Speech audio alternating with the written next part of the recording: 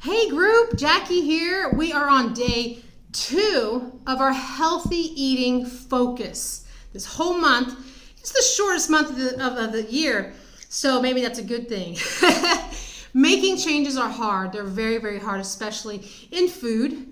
Food is fuel, so we need it, but food also tastes good. We always want it to taste good, but I'll tell you what, sometimes we just have to eat for health and for fuel, and we need to be wise about it.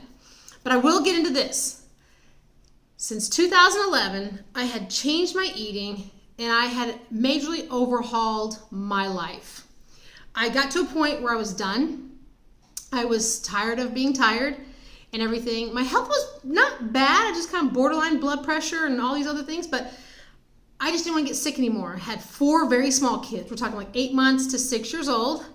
I had my husband, to support and love, the house, everything going on. Who doesn't? So I did a ton of research, lots of research. And I found some very wonderful nutritionists and doctors in functional medicine to follow. Now, let me give you this disclaimer, this kind of like housekeeping rule. I'm going to tell you what I've learned and know. I'm going to tell you what I believe. But doesn't mean we have to agree, and that's totally okay. There are many things that I believed before, and I stuck by them. I was very firm. And now I've been like, oh my gosh, what was I thinking? I can't believe it. We have so much research now that show and prove these things, okay? So, know that. Now, I am right now about to have my lunch. And I wanted to go over quality of food today. We're talking about quality of food. And here we go again, a little disclaimer, a little housekeeping. Talking about the definition of things like health is like talking about politics or religion. There's belief systems. And again, like I had just mentioned, I believed certain things before, and now I understand I believe certain things now. So we're okay to evolve and change.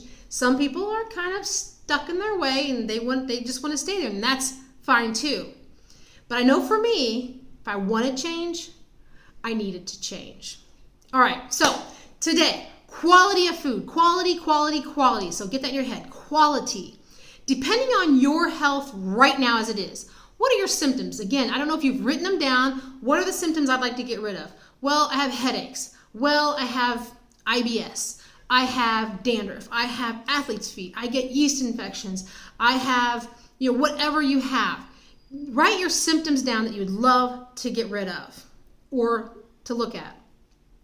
I fully believe, and I have personally experienced, that you can get rid of things, that you can reverse things. I believe that there's things that we can prevent and or postpone, okay? I guess not and, be or. So quality of food is this. We need to really redefine our food groups. And I've always done the pyramid. Who didn't? You do the plate. The government has their plate. Now, I want to encourage you to do 4 brand new food groups.